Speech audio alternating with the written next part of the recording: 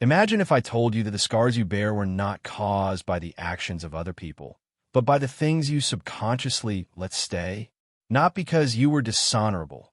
Rather, you were taught that love required patience, that suffering was really just a veiled form of emotion, and that showing concern meant remaining mute. I am not being weak here. I am a computer programmer. Carl Jung did not write in the hopes of receiving praise or acclaim. In order to free himself from the slumber of mindless pain, he wrote to pull back the curtain on our inner selves and expose the invisible bonds that tether us to harmful habits, particularly those that masquerade as loyalty. We bring you a message of enlightenment rather than condemnation today. Instead of a lesson in assigning guilt, this is a path towards self-awareness. Because your mind starts to normalize the disorder when you spend years justifying what breaks your nervous system. As you focus on staying alive, your intuition starts to fade and get overshadowed by the din of survival. What you do not create, Jung said once. What you unconsciously put up with becomes the screenplay you unconsciously relive. What you continue to endure becomes your fate. This article is not theory. A mirror, that is, in acknowledging the behaviors that undermine your serenity, you can reclaim yourself. This compass is not just for naming them, but for overcoming them as well. The one who undermines, sidesteps, or dismisses you without fail. This person uses quiet as a weapon. The person who makes you feel little just so they can feel big. This is not an eccentricity. Let me explain. And if they aren't dealt with, they build a life of subtle treachery. At some point, even in moments of complete quiet, you may start to sense an internal disturbance, as if something within you is struggling to contain the weight of your own solitude. Maybe you've shown here today because that time has come. Maybe you've had to tone down your enthusiasm so that someone else wouldn't feel overshadowed. Keeping the peace may have required you to say, "It's okay," even while your heart was breaking. But harmony established through individual. Europe is far from a peaceful place. Self-exile is what it is. True healing cannot occur until we bring light to the things we have hidden away, as Jung's work so poignantly reminds us. Thus, our purpose is not to pity you, but to assist you in achieving your goals. For the simple reason that healing starts when rationalization stops. You can regain what seemed irretrievable when you quit explaining your hurt. Your uniqueness, your limits, and your voice. When anything was going on, how often did you dismiss it as insignificant, even when your body was telling you otherwise? How many opportunities? Has someone taken it from you and then failed to even acknowledge the initial? How many times have you buried your own self in order to fit in with someone else's expectations? There is no animosity here. Ending the act of betraying oneself is the focus here. The shadow, according to Jung, is the repository for all the things we deny feeling. And a little bit of yourself falls into that abyss with each awful thing you put up with. However, it remains. There it sits patiently. It hurts. It beckons you to return, feeling the pain. You're not weak for that. It's like your spirit is standing up for what it believes in. Because you are afraid of losing someone, you haven't created any limits. But being afraid has cost you your identity. Your spirit starts to suffocate when you pay that price every day. Get some air with the help of this essay. You were never supposed to put up with some things. Why? Not because you're delicate, but because you are holy. There is no radicalism here. It is simplicity. You shouldn't make emotional turmoil your home. Not taking someone seriously enough is not a defect. This is a choice.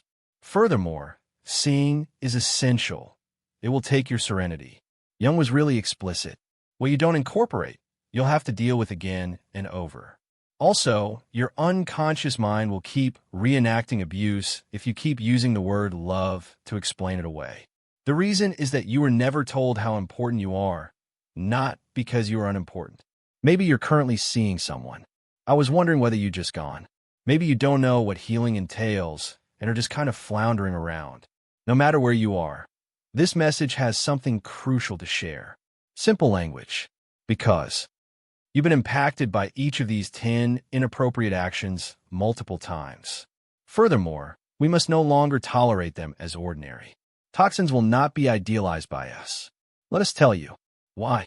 Because letting go of grudges isn't the initial stride toward recovery. The statement is accurate. Plus, when you tell the truth, you gain power that no one else can match. The freedom to make alternative decisions. People will resort to ridiculous measures, according to Jung, in order to avoid confronting their own souls. Yet you have arrived. If you've already made up your mind to quit running, then you're no longer able to remain in denial.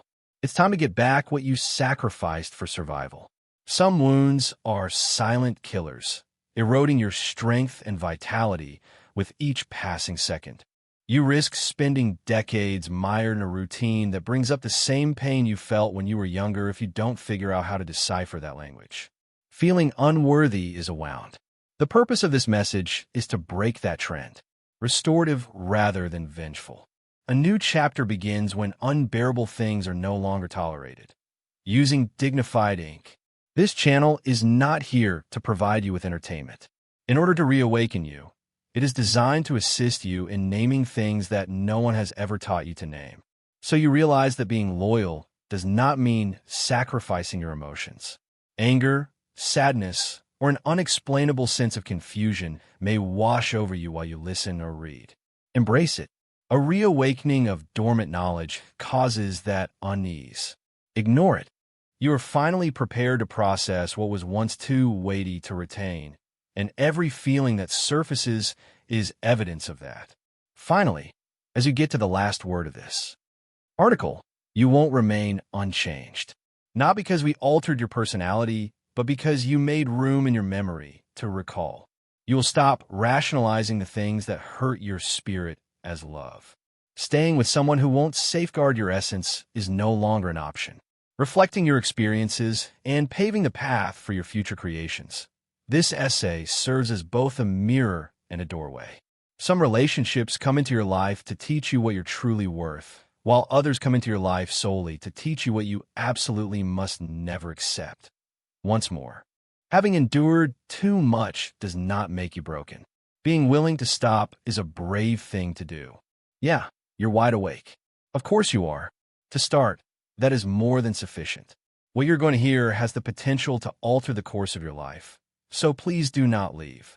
Here are 10 things that Carl Jung, with his deep knowledge of the soul, would never recommend that you put up with.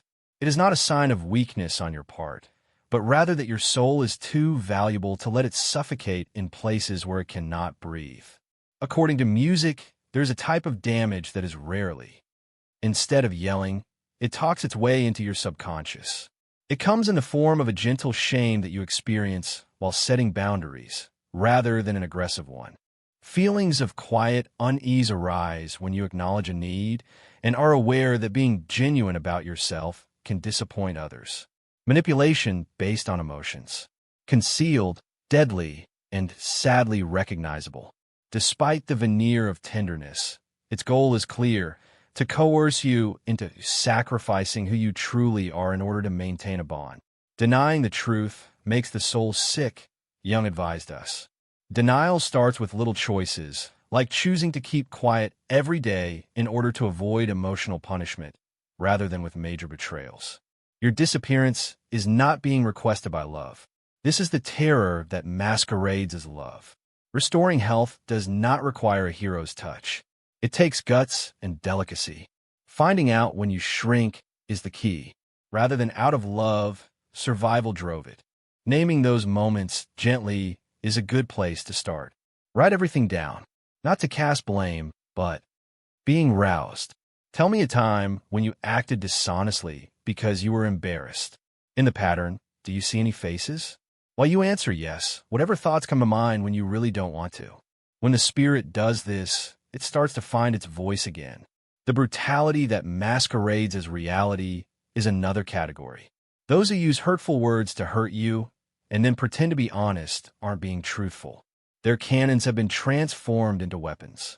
According to Jung, acknowledgement, not harshness, is the key to a flourishing personality. Expressions devoid of compassion fail to arouse. They were wounded. Disregarding pain causes it to fester in your subconscious, quietly molding your sense of self-worth. When you think back on a time when you absorb a remark that made you feel inadequate, consider whether it was a helpful statement or an attempt at control. Which remarks continue to play back in your mind like old tapes? Some comments aren't accurate. Some of it is subtle dominance, and no one ever intended for another person's opinion to carve out your value. Control disguised as the next. Care. They claim, I'm only doing this for your own good, as they set boundaries on your social circle, your career path, or your personal space. It is not true that love confines. This grows. When someone attempts to control your life for your safety, it's usually because they're trying to hide their own insecurities, fears, and instability. This, according to Jung, was the shadow side of power, the desire to exert control over other people. When one feels helpless inside, take a moment to reflect quietly. In what ways has love limited your freedom? In what ways were decisions made about you rather than with you? How much did you have to pay for that deal? Emotional manipulation, nowadays referred to as gaslighting, is far more harmful. The manipulation in this case is internal. It takes root in your own head. You experience intense emotions, only to be told that you're being overly sensitive, imagining things, or reacting too strongly. You start to doubt your own judgment. What annoys us in other people can frequently teach us something about ourselves, according to Jung. Contrary to popular belief, projection and deletion, persistent denial of reality might lead to a disintegration of one's sense of self. Feelings become alien to you. Your self-assurance starts to erode. Bring yourself back to a time when an emotion was really apparent. A time of loss, terror, excitement, and then the news that it didn't matter. What were your thoughts following that? In the stillness, what faith did it take root? The subtle form of aggression known as invalidation follows, when your aspirations, thoughts, and the language of your soul are systematically diminished just because they differ from another person's entire planet. According to Jung, we become slaves to our fears and repressed emotions. That inner light will fade, but not extinguish, each time you stifle an aspect of yourself in the sake of peace. Aching to speak once more, it waits. Determine whatever aspects of yourself you have repressed in order to stay out of trouble. Is there anything you long for that is still nagging at you, pleading for attention? Being empathetic is also essential. Connecting with others is made possible through it. We may all experience moments of inability to relate, but there are some who just never will. Their impact on your anguish turn the tables on you emotionally when you needed someone to lean on, and repeat themselves in every scenario. Your inner existence will be gradually eroded by this. Without empathy, relationships devolve into transactions, not sacred links, as Jung pointed out. Imagine being in excruciating agony and completely exposed. Who was that standing by your side, offering support or criticism? Seriously, what were your needs for the day? Did you give yourself permission to acknowledge it? Another kind of spiritual decline is repeated betrayal. Someone might inflict more pain on you and, once more, apologizing without changing, leading you into optimism without actually changing. The residue of trauma that has not been healed is what Jung called repetition. You can't call yourself in love if you stay with someone who repeatedly betrays your trust. Your life is a never-ending loop. You should follow the events as if they were happening for the last time. What was it that held you fast to a routine that was obviously destroying you? Underneath your quietness, what terror lurked? And then there's the case of egotism masquerading as autonomy. This group consists of people who contribute, who focus solely on themselves, have high expectations, and don't really do much. Feelings are a burden that you must bear. You make contact. There were birthdays that you recall. Forgiveness is bestowed to you. They only show up when it's to their advantage. I don't consider this love. It involves drawing out feelings. You should ask yourself where you can contribute more than 70%. What is the cost to you of that imbalance? When exactly did you start referring to that as loyalty? When sarcasm takes over a conversation, it becomes a deadly weapon disguised as wit. Its poison is real, although it doesn't leave any apparent marks. Jung held the view that our subdued anger, in the shape of sarcasm, is frequently an expression of pent-up animosity. Think back on those hurtful jokes. Beneath their comedic exterior were there hidden truths, which latent pain attempted to emerge. The most subtle wound of all is powerlessness, which manifests as emotional apathy as a form of punishment, a lack of presence, a cold shoulder, and a withdrawal of warmth. No, it's not impartial. It screams, "You do not matter enough." Yoga confirmed that we require a bond to come out intact. A lack of acceptance is not non-existent. Underneath it all lies aggressiveness. Do you recall an instance when someone purposefully disregarded you? What impact did it have on your self-esteem? Which aspect of you battled to regain visibility? These 10 actions are more than just warning signs in a relationship.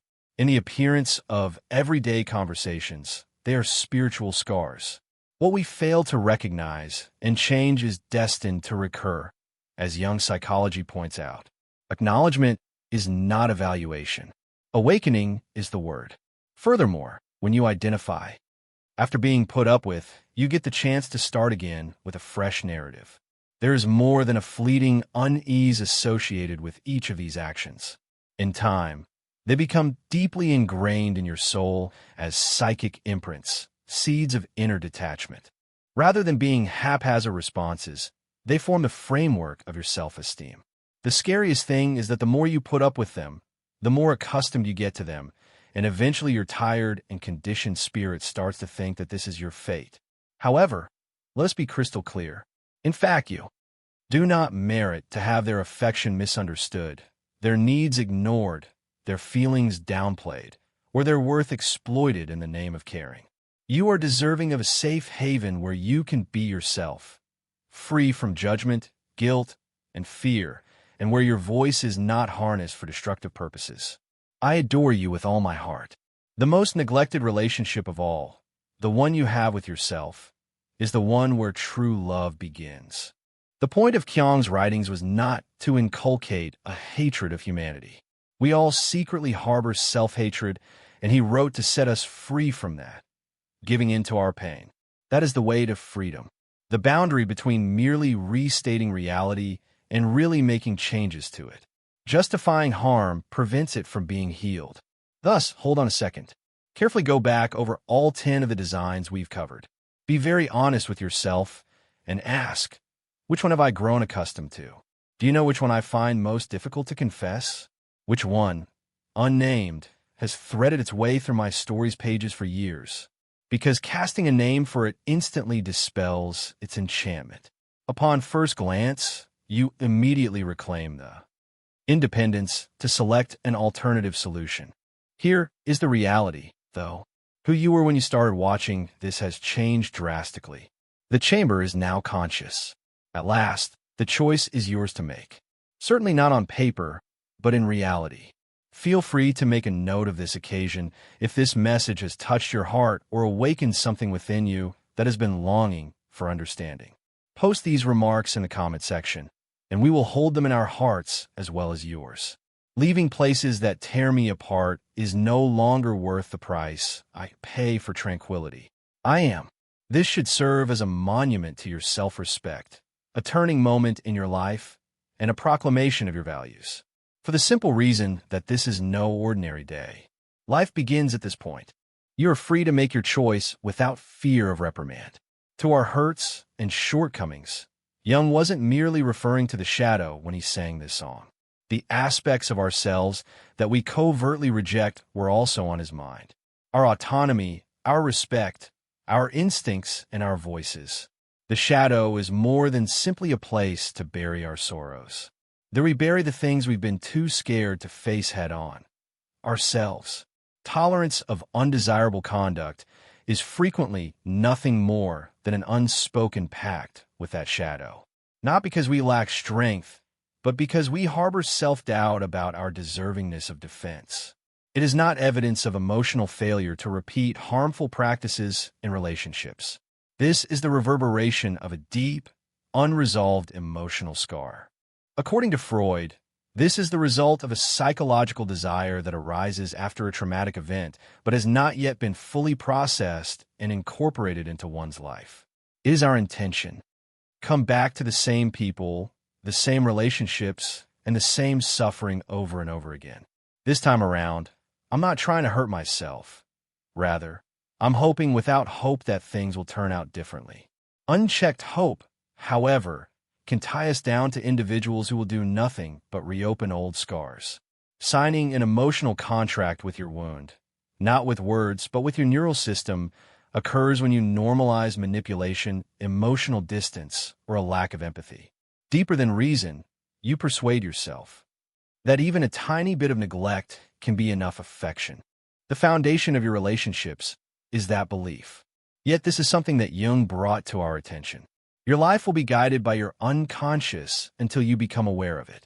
The point is not to place blame on those who have wronged you. There is no demand for hatred in depth psychology. Awaken, it begs you. Reflect on how that event molded you and how your subconscious learned to associate love with pain.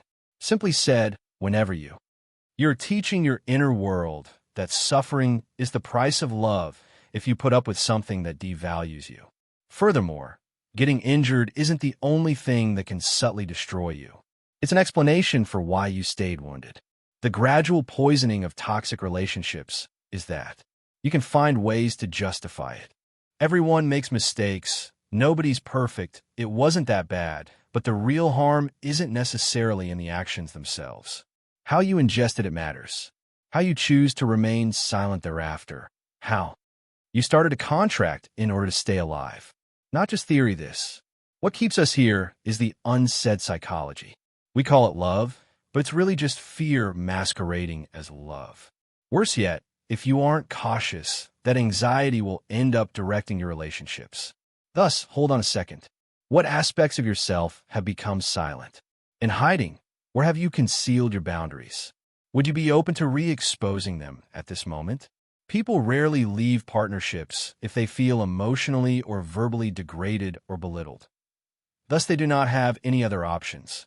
The most common explanation is that their emotional system has been subtly trained to accept everything as an improvement over desertion. When their self-esteem is so low, the thought of being alone is so terrifying that anything, including physical agony, seems preferable. Here is where the research of Alfred Adler and Jung's work meet. When we have an ingrained feeling of inadequacy, it might drive us to form imbalanced emotional ties where one person takes on all the responsibility while the other struggles to cope, while the other one seems entitled or emotionally distant. A boundary is not just something you decide is no longer acceptable. A soul awakens, a psychological turning point occurs, and a spiritual act is performed. It happens when you stop expecting other people to love you right and start loving yourself the way you deserve to be loved. The impact of this inward change is enormous, even if no one else notices it. A whole life-altering event. It shatters the generational cycle of giving up on oneself and speaks softly to the wounded inner child. You don't have to prove yourself worthy anymore. Freud once addressed the pleasure principle, the underlying motivation that causes us to want happiness and shun suffering. When your neurological system links love with pain, it becomes difficult to distinguish between the two. A state of emotional disarray develops. Intense desire, rather than closeness, takes over. Excitement rather than vulnerability. You mistake emotional disarray for connection and pursue it relentlessly. However, the emotion you're experiencing is not love. It sounds like your heart's theater playing out an old wound. True love isn't something you put on. It is not acquired by perseverance. Furthermore, shame is never the cornerstone. Reclaiming your power from every story that taught you to shrink in order to be selected is the moment you announce, I will not carry what is not mine. That is not rejection. Yeah, that's it. Getting back to who you are. Your soul knows when you subtly no longer tolerate what hurt you, even if no one else does. It possesses knowledge. With that information in hand, a sea change ensues. The nuance, rather than the brutality, of many of these undesirable habits is what causes the most harm. Having a boisterous voice or obvious scars is not a guarantee. With the love of those closest to you, they make their entrance softly. Because of that, they pose a significant threat. With someone you still hold in high regard, you are unable to establish limits. You keep quiet not because you fail to perceive the damage, but because you hold out hope that love can make it all right. The grand delusion, according to Jung, coiling up, that someone else will come to our rescue. However, other people cannot save you. It starts when you give in to the familiarity that feels good and cease compromising your values. It is not with anger that transformation begins. It starts subtly the day you speak out about something you've been avoiding. Screaming is not for you. Nothing you do constitutes an attack. Your speech is crystal clear. Truth is your priority, not strain. Dignity is no longer some abstract concept at that very moment. It becomes the life force that drives your speech, the support that holds your body upright, the constant stillness following your last refusal. Those that care about you won't turn your injuries into weapons. They won't use your candor as a bargaining chip. There is no dominance of love. It remains unchanged. It won't take advantage of your weak spot to exert influence over you. It is not love if someone takes advantage of your vulnerability to make you feel weak or insignificant. This vicious cycle cannot be tolerated and must be ended. You need to be brave to be whole. As Jung put it, the goal of life is not perfection, but wholeness. Declare, I will no longer accept what breaks me. Loving oneself does not entail loathing anything or anybody else. To quit sacrificing your own needs for the sake of other people's ease. It takes no virtue to be quiet when subtle brutality is being practiced. A part of one's identity breaks down. A slow detachment from one's core self. It is only fair that you return to your true self. To realize that the person you once loved is no longer there when you look in the mirror. The process of individuation starts at that point. The ability to save oneself rather than the hope of being rescued. Relationships that yell the loudest aren't necessarily the most hazardous. They're the unseen ones that gradually lower your illumination. Those things don't hit. They bleed. They downplay. They force you to doubt your emotions, your knowledge, and, ultimately, your very identity. The fact that they do it because they love each other is the most disturbing aspect. However, true love is never shrouded in uncertainty. It won't try to mold you into someone else's ideal version of yourself or alter your internal compass. Remember what Alfred Adler said? A meaningful. It's not love if you have to give up some of who you are to keep the peace in a relationship. Life is better when you can develop and flourish on your own terms, not when you have to conform to other people. You seem to be confined within a mental prison. The sound of an angry voice isn't necessarily the most hurtful. Subtle words, spoken just loud enough to reach your unconscious mind, are often the most effective. Your reaction is excessive, not awful at all. That's too delicate for you. These lines hurt more than hurt when they come back. They are responsible for building intangible barriers that stand in the way of your emotional authenticity. As time goes on, you begin to doubt your own judgment. You start to think that your emotions are excessive. I can't hear you over the din. Editing your presence is necessary. Sometimes the most repugnant actions are subtle and hard to see. On occasion, they bury themselves in the mundane, in the casual shrug, in the icy voice that says, do whatever you want, in the understated scorn when you show signs of suffering. Here you come again with your drama. These are more than just remarks. They are emotional daggers dressed in casual language. They don't scream, but they are silent. They don't forbid you, but they erase you bit by bit. Jung taught us that every relationship is a mirror. And when someone repeatedly makes you feel small, voiceless, or confused, it may not be a reflection of who you are. It may be echoing a wound from long ago that still lives inside you. The wound of not being seen, the wound of being dismissed. But now you are beginning to see it, and what was once invisible can finally be healed. As Viktor Frankl once wrote, suffering is an inescapable part of human life. But there is a profound difference between the suffering that awakens you and the suffering that destroys you. One refines the soul, the other shatters it. And you right now watching this have the sacred right to decide which path you will take. You can choose to return to yourself, to protect the flame of your truth, to walk away from anything that confuses love with control. Music, maybe there's still a part of you that whispers, but if I stop tolerating this, will I end up alone? That question is the invisible trap hidden within wounded attachments. It convinces you that setting a boundary means losing love. But what you're really losing is not love. It's dependency. Love nurtures freedom. Dependency demands your silence in exchange for affection. As Jung taught, the soul cannot fake coherence. You can perform the role of someone who's fine, smiling on social media, saying you've got it all under control. But if beneath that surface lies a constant ache, insomnia, anxiety, or confusion, something deeper is pleading to be acknowledged. You're not reading this by accident. A part of you is awakening. A part of you that no longer wants half-truths, half-loves, or half-lived lives. This part of you is tired of bending, shrinking, and apologizing just to feel worthy of staying.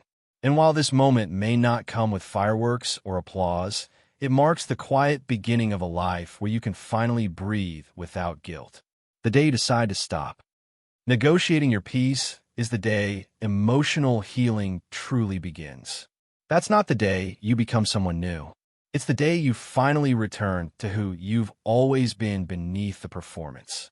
When Jung said, "The greatest privilege of life is to become who you truly are," he also said this: stop disguising yourself just to be accepted. Because what begins as a disguise eventually becomes a disconnection. If you had to become someone else to be loved, then what you experienced wasn't love. It was a transaction. And you didn't come into this life to sell your essence. You came to live your truth. One of the most powerful insights Carl gave us was this: healing cannot come from the surface. It must rise from the roots of the unconscious. That's why when someone makes you feel like your pain is too much or your boundaries are the problem, they are not speaking to your truth. They're projecting their own shadow onto you. Jung was clear. People unconsciously cast out what they can't face within themselves. And every time you allow emotional contempt, you're silently absorbing a darkness that isn't yours to carry. There is one particularly insidious behavior we rarely name. When someone mocks your healing, this may seem subtle, even casual, but it reveals a soul deeply disconnected from its own evolution. Jung taught that individuation, the sacred process of becoming who you truly are, will always disturb those still trapped in their masks. If someone downplays your growth, it's not because you're wrong to evolve. It's because your growth reflects their stagnation. To be invalidated again and again is to slowly lose your sense of self. And Jung reminded us, depression is like a woman dressed in black. When she appears, don't chase her away. Invite her in. Ask what she has come to teach. If your emotions, your sadness, your fear, your anger are treated as inconveniences, burdens, or exaggerations, then you're not in a safe emotional space because your emotions are not flaws. They're messengers from your soul, and it is time. You listened. One of the most soul-wounding behaviors through the lens of Jungian psychology is when someone coerces you to betray your own intuition. Jung described intuition not as a fantasy, but as a sacred psychic function, a bridge between the unconscious and the conscious, a quiet knowing that bypasses logic and speaks directly from a soul. So when you find yourself repeatedly doubting what you instinctively feel is wrong, when you silence that inner voice just to preserve a bond, you're not just compromising a boundary. You're surrendering your inner compass. And when your compass breaks, you don't just lose direction, you lose yourself. To tolerate the constant minimization of your emotional efforts is to endure a form of subtle violence. Jung insisted that the soul, much like a child, needs recognition to flourish. When your attempts to grow, heal, or simply be heard are dismissed as excessive, dramatic, or unnecessary, the message becomes deafening in its silence. No matter what you do, it will never be enough. And this is one of the most devastating beliefs the human psyche can absorb, because once you internalize it, you stop trying. Not from weakness, but from quiet despair. When someone demands your forgiveness without ever transforming their behavior, What they're asking for is not redemption, it's immunity. They're not seeking healing. They're seeking permission to harm again without consequence. Jung's depth psychology echoes what John once said. Real change doesn't come from saying sorry. It comes from confronting one's own inner chaos. And if someone continues the same patterns while refusing to examine their shadow, they are not evolving. They are emotionally manipulating you under the disguise of vulnerability. Forgiveness does not mean reopening the door to the same pain. Forgiveness means releasing the weight from your own soul, not re-entering the fire that burned you. One of the most common misunderstandings is the belief that empathy means self-erasure. Jung would have said the opposite.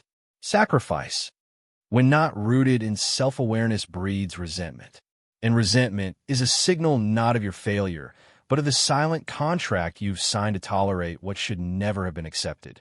If you're always the one who adjusts, softens, and swallows their voice just to keep the peace, you're not in a partnership. You're in a one-sided emotional structure, slowly draining your spirit. Jung reminded us that there is no individuation without separation.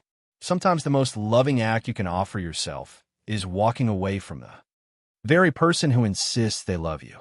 Real love does not require you to disappear in order for it to survive. If a relationship demands the sacrifice of your mental peace to keep it intact, then it is no longer love. It has become survival. And when you hold back your truth to avoid upsetting someone else, you're doing the very opposite of what Jung asked of us to make the unconscious conscious. Everything you suppress accumulates. It doesn't disappear. It mutates. It becomes anxiety. It becomes insomnia. It becomes the ache in your chest that you cannot explain. If you are in a relationship where you cannot express what you feel without fearing how the other person will react, you're not safe. You are emotionally imprisoned. So before you move on from this moment, I invite you to pause, breathe in deeply, close your eyes, and repeat silently within yourself. My soul deserves to be heard, not ignored. And if this message has stirred something in you, leave that sentence in the comments. Not for us, for you as a declaration, as a vow, as a sacred turning point. My soul deserves to be heard, not ignored. Let it be your new foundation, because you cannot build a meaningful life if the walls of your heart are held up by the silent betrayal of your own dignity. Carl Jung once said that one of the most widespread illnesses of the modern soul is the forgetting of oneself. But this kind of forgetting doesn't arrive with fanfare. It creeps in quietly. You don't realize how far you've strayed from yourself until you catch yourself justifying pain, tolerating the intolerable, and labeling as love what is in truth emotional dependency wrapped in illusion. From Alfred Adler's perspective, many of the behaviors we put up with have little to do with love or respect, and far more to do with unconscious compensation for deep-seated feelings of inferiority. In other words, the less worthy you feel on the inside, the more willing you are to accept emotional crumbs from the outside. But you were not born to survive on scraps. You were born to sit at the sacred table of your truth. There are relationships that don't teach you how to love. They only teach you how to endure. And the longer you spend learning endurance, the more you drift from your essence. That inner disconnection becomes a hollow so profound that when real love finally appears, your nervous system doesn't know how to trust it. The soul trained for survival cannot easily surrender to tenderness. Eric Fromm described love not as a mere feeling, but as an art, a discipline that demands emotional maturity, responsibility, mutual respect, and knowledge. So if you find yourself in a bond where you must constantly explain the basics, like why it's not okay to yell, to lie, or to ignore you, then you're not in a relationship rooted in emotional partnership. You're entangled in a projection, an immature echo of someone still unable to relate from a place of awakened consciousness. One of the great psychological trials of adulthood is breaking free from the emotional savior complex, the seductive trap where you believe that your love alone will awaken someone else. However, as Jung warned, no one truly transforms until they are forced to confront their own shadow. And if you're doing the emotional labor that belongs to the other, you're not rescuing them. You are enabling their immaturity. When you continue to tolerate behaviors that wound your spirit, your unconscious mind doesn't perceive your tears. It perceives your consent, because the body speaks even when your voice shakes. The soul feels even when your lips stay sealed. And if you remain even while you cry, even while you ache in silence, what your nervous system records is this must be acceptable. But it isn't. And deep down your soul has always known that truth. Viktor Frankl once said that inner freedom is the last of the human liberties, even in the face of suffering. But let us be clear. Tolerating humiliation, emotional neglect, manipulation, or psychological blackmail is not a sign of strength. It is an unconscious surrender. And where there is surrender of the inner truth, there can be no authentic life. The wound of I'm not enough deepens each time you choose someone who mirrors back that very emptiness. It becomes a cycle, one that feeds itself. The less you value yourself, the more you'll gravitate toward people who affirm that void. And the more they confirm your unworthiness, the harder it becomes to escape. That is why true healing begins not with affection from another, but with disruption of the cycle. And disruption begins with awakening. Carl Rogers spoke of the necessity of unconditional positive regard, a radical self-love that doesn't depend on how attractive, productive, or emotionally composed you are. It means loving yourself even in your brokenness, even when your strength fails, when your spirit trembles, when your clarity dissolves into confusion. Because if someone only loves the version of you that is put together, they do not love you. They love the mask. And you, my dear soul, were never born to live behind a mask. There are relationships that do not meet us as equals, but reduce us to children. Fragile, cautious, seeking approval where you must behave correctly just to avoid being punished with silence, coldness, or withdrawal. That is not mature love. That is emotional regression. And healing demands that we step beyond the wounded child who endlessly chases validation and allow the adult within us to rise. The one who sets boundaries without guilt, who no longer begs for crumbs in places where the feast of their truth is unwelcome. Emotional dependency is rooted not in romance, but in fear.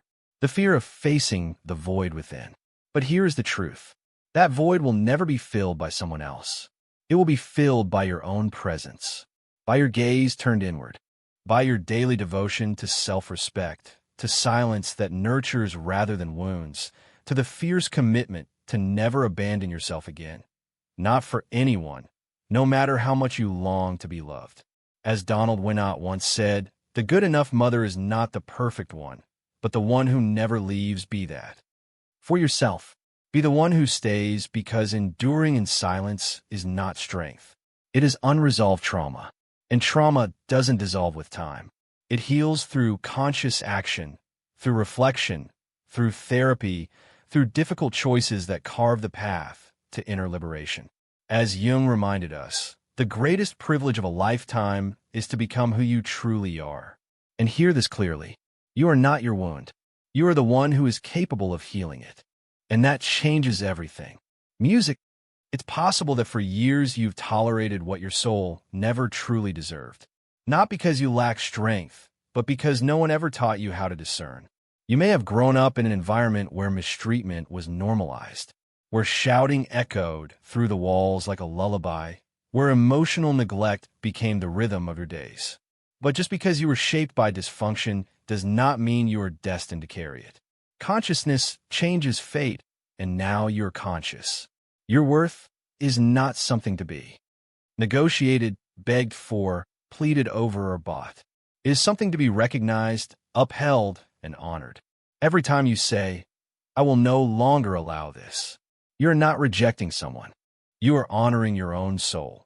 And when the soul is honored, it begins to clear a path where none seemed possible. Psychology teaches us that people who continually surround themselves with painful relationships aren't cursed. They're programmed. Carl Jung reminded us, you are not what happened to you. You are what you choose to become. Because of what happened to you. And today, you can choose differently. You are not born to endure. You were born to transform. And that transformation does not begin with someone else. It begins the moment you stop explaining the inexplicable, justifying the unjustifiable, and loving those who don't even know how to love themselves. There is a sacred force within you that has been silenced for years. It is your intuition, and intuition does not scream. It whispers, but that whisper carries more truth than 1,000 external opinions. Jung called intuition a bridge to the unconscious. Don't dismiss it. Listen, it already knows what your conscious mind is still afraid to accept. Often trauma forges a dangerous loyalty, a loyalty to those who destroy us. The mind in its desperation for survival clings to what's familiar, even if it's painful. But you did not come here to repeat old stories. You came to write your own. And in your story, there is no longer space for anyone who cannot protect your heart. Every time you forgive someone who hasn't changed, your unconscious learns that no matter how much you're hurt, you will always return. That is not nobility. That is self-abandonment.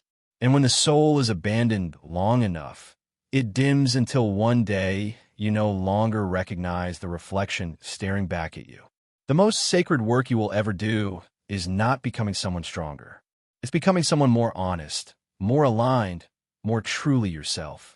From that place of inner truth, what is unacceptable no longer enters because your energy no longer vibrates in lack. It vibrates in clarity. Do you want to be respected? Then respect yourself first. Do you long to be cared for? Then begin by caring for yourself.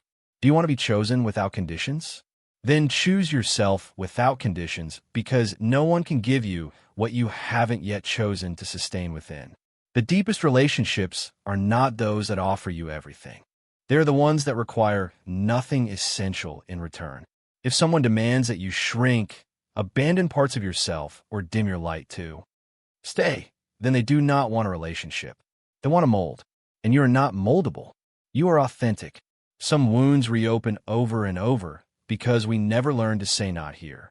That simple phrase, spoken from the soul, can change an entire life.